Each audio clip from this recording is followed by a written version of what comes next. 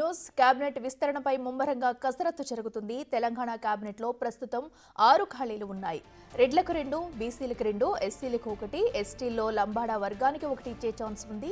రెడ్లకు 1 ఇచ్చి మరొకటి మైనార్టీలకు ఇవ్వడం పైన చర్చ జరుగుతుంది. మైనార్టీలకు కేబినెట్లో చోటు కల్పిస్తే లంబాడా వర్గానికి డిప్యూటీ స్పీకర్ పదవి ఇచ్చే అవకాశం ఉంది. కాసేపట్లో సీఎం రేవంత్ ఢిల్లీకి చేరుకోనున్నారు. ఈ టూర్లో కేబినెట్ విస్తరణకు లైన్ క్లియర్ చేసే ఛాన్స్ ఉంది.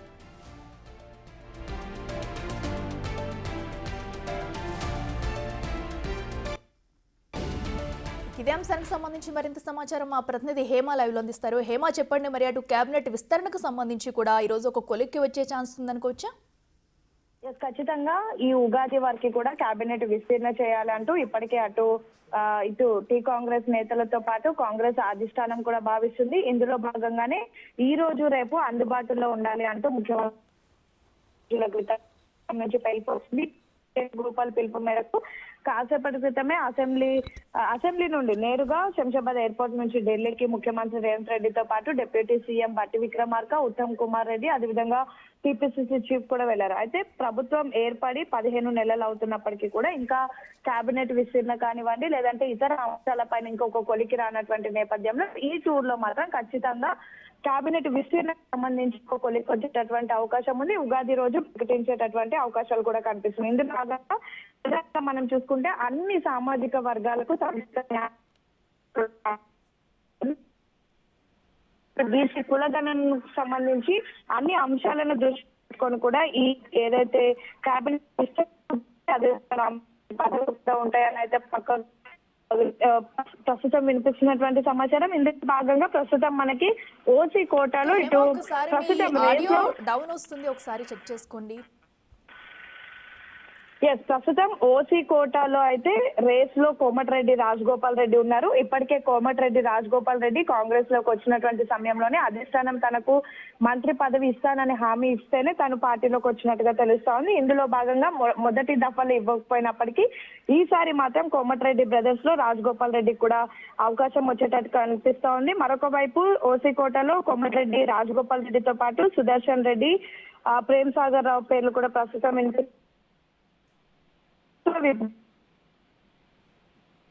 శ్రీహరి అండ్ రీసెంట్ గా ఎమ్మెల్సీ దక్కించుకున్న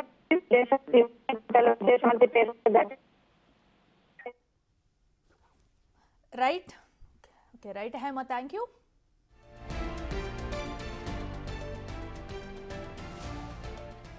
కేబినెట్ విస్తరణకు సంబంధించి కూడా ఈ రోజు ఒక కొలిక్కి వచ్చే ఛాన్స్ కనిపిస్తుంది. అయితే ఢిల్లీ టూర్లో భాగంగా అటు సీఎం రేవంత్ రెడ్డి అయితే ఢిల్లీ వెళ్లనున్నారు. ఈ నేపథ్యంలో కూడా అక్కడ దీనిపై చర్చించి ఒక కొలిక్కి వస్తుంది. ఉగాది వరకు కూడా కేబినెట్ విస్తరణకు సంబంధించి అన్ని సామాజిక వర్గాలను దృష్టిలో పెట్టుకుని కేబినెట్ విస్తరణ చేయాలా అనే దిశగా కూడా ఆలోచిస్తున్నారు. మరి దీనిపై ఉగాదిలోగా డిసైడ్ అయ్యి కేబినెట్ విస్తరణ జరుగుతుంది అన్నట్టు కూడా మనకి సమాచారం అందుతుంది.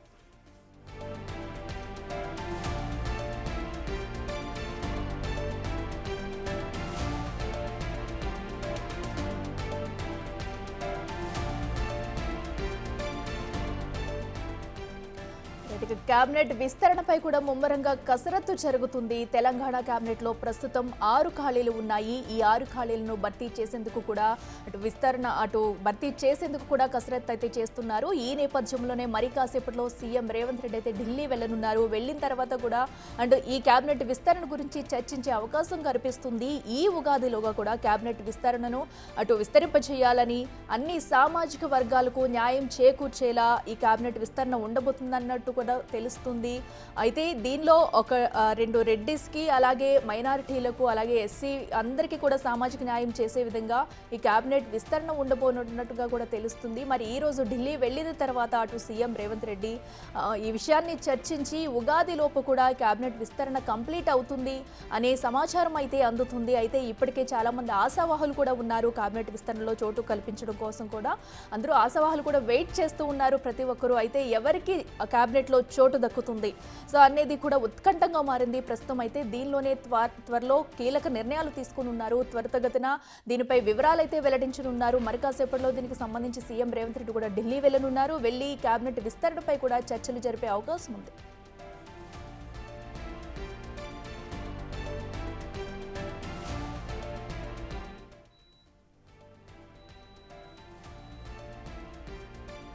ఇదే అంశానికి సంబంధించి మరింత సమాచారం మా ఇన్పుట్ ఎడిటర్ పవన్ లైవ్ లో అందిస్తారు. పవన్ చెప్పండి, ఇప్పటికే కేబినెట్ విస్తరణపై కూడా అందరూ చాలా మంది అయితే హోప్స్ పెట్టుకుని ఉన్నారు. కేబినెట్ లో ఎవరికి చోటు దక్కబోతుంది, ఎవరెవరికి ఏ కేటగిరీకి కేటాయించబోతున్నారనేది కూడా ఉత్కంఠంగా మారింది. డీటెయిల్స్ ఏంటి?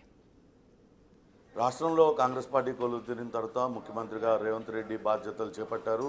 ఇప్పటికి 15 నెలలు గడుస్తున్నాయి. మొత్తం 11 మంది మంత్రులుగా కొనసాగుతున్నారు. ఇంకో 6 కేబినెట్ స్థానాలు భర్తీ చేయాల్సి ఉంది. ఎప్పటికప్పుడు కేబినెట్ స్థానాల భర్తీ పైన పెద్ద ఎత్తున ప్రచారం అయితే జరుగుతుంది. కానీ ఇప్పుడు చాలా సీరియస్గా దీనిపైన అధిష్టానం దృష్టి పెట్టిందంటూ తెలుస్తుంది. ఎందుకంటే ఇప్పటికే కొన్ని జిల్లాలకు సంబంధించి ఉమ్మడి ఆదిలాబాద్ కావచ్చు, నిజామాబాద్, అట్లనే రంగారెడ్డి జిల్లాకి మొదటి నుంచి కూడా మంత్రివర్గంలో ఎక్కడ కూడా ప్రాతినిధ్యం దక్కలేదు. రంగారెడ్డి జిల్లాలో అటు మల్రెడ్డి రంగారెడ్డి, ఇబ్రహీంపట్నం శాసనసభ్యుడు మల్రెడ్డి రంగారెడ్డితో పాటు పరిగి శాసనసభ్యుడు రామ్మోహన్ రెడ్డి వీళ్ళిద్దరూ కూడా పోటీ పడుతూ ఉన్నారు. కంపల్సరీ రంగారెడ్డి జిల్లాకు మంత్రి పదవి కేటాయించాలి, అవసరమైతే తాను రాజీనామా చేస్తాననే దాకా కూడా మల్రెడ్డి రంగారెడ్డి వ్యాఖ్యానించారు. ఇక ఉమ్మడి ఆదిలాబాద్ జిల్లాలో అటు ప్రేమ్ సాగర్ రావు, ఓసీ కోటాలో వీళ్ళందరూ కూడా ప్రయత్నిస్తూ ఉన్నారు. అటు ఆదిలాబాద్ జిల్లాలో ప్రేమ్ సాగర్ రావు తీవ్ర ప్రయత్నాలు చేస్తున్నారు. ఇక ఉమ్మడి నిజామాబాద్ జిల్లాకు సంబంధించి అటు సీనియర్ శాసనసభ్యుడు ఆయన చాలా కాలంగా మంత్రిగా ఆయన తన మంత్రి పదవి పొందేందుకు ఆయన కూడా తీవ్ర ప్రయత్నాలు చేస్తున్న పరిస్థితి అయితే ఉంది. ఇక ఇప్పటికే అటు బీసీలకు సంబంధించి మక్తల్ ఎమ్మెల్యే వాకటి శ్రీహరికి ముందుగానే రేవంత్ రెడ్డి ఆయన చెప్పారు, ముదిరాజులకు తగిన స్థానం ఇస్తానంటూ చెప్పిన నేపథ్యంలో వాకటి శ్రీహరికి బెర్త్ ఖాయమనే ప్రచారం అయితే జరుగుతుంది. అలానే బీసీ కోటాలో ఇటీవల అనూహ్యంగా ఎమ్మెల్యే కోటాలో ఎమ్మెల్సీ పదవి దక్కించుకున్న విజయశాంతి పేరు కూడా తాజాగా తెర మీదకి వచ్చింది. ఉమ్మడి అటు వరంగల్ జిల్లాకు సంబంధించి ఒక మహిళా మంత్రిని మార్చి అక్కడ ఆ స్థానంలో రామ్లమ్మని ఇస్తారు అనే ప్రచారం జరుగుతుంది. చూడాలి మరి ఆ మహిళా మంత్రిని తొలగించిస్తారా, లేకుంటే అదనంగా మరొక మంత్రిని విజయశాంతికి మంత్రి స్థానాన్ని విజయశాంతికి ఇస్తారా అనేది చూడాలి. ఇక మైనారిటీ కోటా నుంచి కూడా పెద్ద ఎత్తున ప్రచారం కొనసాగుతుంది. రకరకాల పేర్ల ప్రచారం కొనసాగుతుంది. కానీ ఎమ్మెల్సీగా ఉన్న అమర్ అలీ ఖాన్కి ఆ పదవి దక్కే అవకాశం ఉన్నట్లుగా చెప్తున్నారు. ఇక ఎస్టీ కోటా నుంచి కూడా అటు ఆశావాహులు భారీగా ఉన్నారు. నల్గొండ జిల్లా నుంచి అటు దేవరకొండ ఎమ్మెల్యే బాలునాయక్ మొదటి నుంచి కూడా మంత్రి పదవిని ఆశిస్తూ ఉన్నారు. అయితే ఇప్పటికే అటు ఉమ్మడి నల్గొండ జిల్లా నుంచి కోమటిరెడ్డి వెంకటరెడ్డి, ఉత్తమ్ కుమార్ రెడ్డి ఉన్నారు. తాజాగా జరగబోయే విస్తరణలో అటు కోమటిరెడ్డి బ్రదర్ అటు రాజగోపాల్ రెడ్డికి కూడా ఖచ్చితంగా మంత్రి పదవి దక్కుతుందనే చర్చ జరుగుతున్న తరుణంలో అటు ఒకటే ఉమ్మడి జిల్లాకు ఇప్పటిదాకా కేవలం ఖమ్మం జిల్లాకు మాత్రమే 3 మంత్రి పదవులు ఉన్నాయని చెప్పుకోవాలి. ఎందుకంటే అటు బట్టి విక్రమార్క, పొంగులేటి శ్రీనివాసరెడ్డి, తుమ్మల నాగేశ్వరరావు ఉమ్మడి ఖమ్మం జిల్లా నుంచి ఉన్నారు. ఇప్పుడు కనుక కోమటిరెడ్డి రాజగోపాల్ రెడ్డికి ఇస్తే నల్గొండ జిల్లాకు కూడా 3 మంత్రి పదవులు వస్తే దాంతో బాలునాయక్కు అవకాశం లేనట్టుగానే భావించాల్సి వస్తుంది. కాబట్టి అటు ఎస్టీలకు ఇవ్వదలుచుకుంటే మహబూబాబాద్ ఎమ్మెల్యే మురళీ నాయక్తో పాటు అటు డోర్నకల్ ఎమ్మెల్యే రామచంద్ర నాయక్ వీళ్ళిద్దరూ అటు రేసులో ఉండే అవకాశం ఉంటుంది. ఒకవేళ మైనారిటీ కోటాలో అమర్ అలీ ఖాన్ కనుక మంత్రి పదవి ఇస్తే వాళ్ళకి డిప్యూటీ స్పీకర్ ఇచ్చే అవకాశం అయితే కనపడుతుంది. మొత్తం మీద అటు మంత్రి పదవులపైన అయితే చాలామంది ఆశావాహులు తమని వరిస్తుంది అంటూ వాళ్ళందరూ కూడా ఆశలు పెట్టుకున్నారు. ఇక బీసీ కోటాలో అటు మక్తల్ ఎమ్మెల్యే శ్రీహరితో పాటు విజయశాంతి పేరు, అట్లనే ఇక్కడ కరీంనగర్ ధర్మపురి అటు కరీంనగర్ నుంచి గెలిచిన ఆది శ్రీనివాస్ పేరు కూడా వినపడుతూ ఉంది.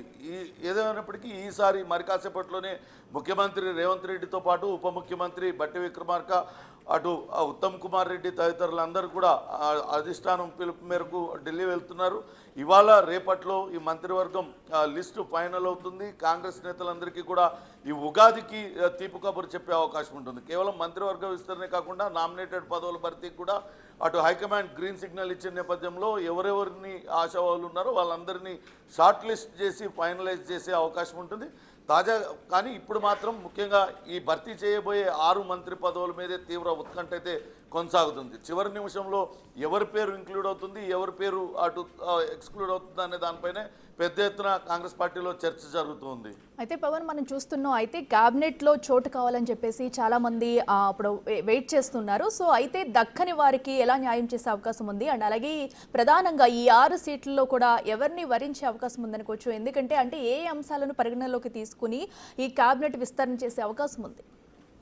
మొదటి నుంచి కూడా పార్టీకి లాయల్గా ఉన్న వాళ్ళని, పార్టీ అభ్యర్థుల గెలుపు కోసం ప్రయత్నించే వాళ్ళని, పార్టీ కోసం పనిచేస్తున్న వాళ్ళనే పరిగణలోకి తీసుకునే అవకాశం ఉంటుంది. ఓసీ సామాజిక వర్గం నుంచి కొంతవరకు పోటీ ఎక్కువగా ఉంది. ఇప్పటికే అటు రెడ్డి సామాజిక వర్గానికి సంబంధించి అనేక మంత్రి పదవులు ఉన్నాయనే చర్చ జరుగుతుంది. తాజాగా ఇప్పుడు అటు ఓసీలకు 2 మంత్రి పదవులు ఇచ్చే అవకాశం అయితే కనపడుతుంది. కానీ అటు ఓసీలో కనుక చూసినట్లయితే అటు ఉమ్మడి నిజామాబాద్ జిల్లా నుంచి సీనియర్ మాజీ మంత్రి, సీనియర్ శాసనసభ్యుడు సుదర్శన్ రెడ్డి, అట్లనే ఆదిలాబాద్ నుంచి ప్రేమ్ సాగర్ రావు, వీళ్ళిద్దరూ కూడా పోటీ పడుతూ ఉన్నారు. ఇక్కడ రంగారెడ్డి జిల్లా నుంచి 2 రెడ్డి సామాజిక వర్గానికి చెందిన వాళ్ళు, ఉమ్మడి నల్గొండ జిల్లా నుంచి అటు కోమటిరెడ్డి రాజగోపాల్ రెడ్డి, వీళ్ళందరూ కూడా పోటీ పడుతున్న పరిస్థితి. కోమటిరెడ్డి రాజగోపాల్ రెడ్డికి అధిష్టానం మొదటే ఆయనకు హామీ ఇచ్చింది, పార్టీలోకి తిరిగి వస్తున్న సమయంలోనే హామీ ఇచ్చారు అంటూ చెప్తూ వస్తున్న నేపథ్యంలో ఆయన బెర్త్ ఖాయమనే ప్రచారం జరుగుతుంది. ఎక్కడ కూడా రేవంత్ రెడ్డి కూడా ఎప్పుడు కూడా వ్యతిరేకం చెప్పలేదు ఆయన మంత్రిగా చేరడానికి. అవసరమైతే పార్టీ కోసం తాను 100 మెట్లైనా దిగుతానంటూ చెప్పిన నేపథ్యంలో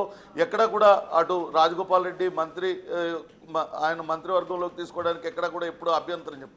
ఇక మిగతా స్థానాలు బీసీకి సంబంధించి ముదిరాజులకు సముచిత స్థానం కల్పిస్తామంటూ చెప్పారు. ఇప్పుడున్న అటు ఎమ్మెల్యేల్లో వాకిటి శ్రీహరి, మక్తల్ ఎమ్మెల్యేగా ఉన్న వాకిటి శ్రీహరి ముదిరాజ్ సామాజిక వర్గానికి చెందినవారు కాబట్టి ఆయనకు దక్కే అవకాశం ఉంటుంది. ఇక ఎస్సీలకు సంబంధించి చెన్నూరు నుంచి గెలిచిన వివేక్ వెంకటస్వామి, ఆయన మొదటి నుంచి కూడా రేసులో ఉన్నారు. ఇటీవల ఎమ్మెల్సీ అయిన అద్దంకి దయాకర్, వీళ్ళిద్దరి మధ్య తీవ్ర పోటీ ఉంది. వీళ్ళిద్దరిలో ఎవరో ఒకరిని ఎంపిక చేసే అవకాశం కనపడుతుంది.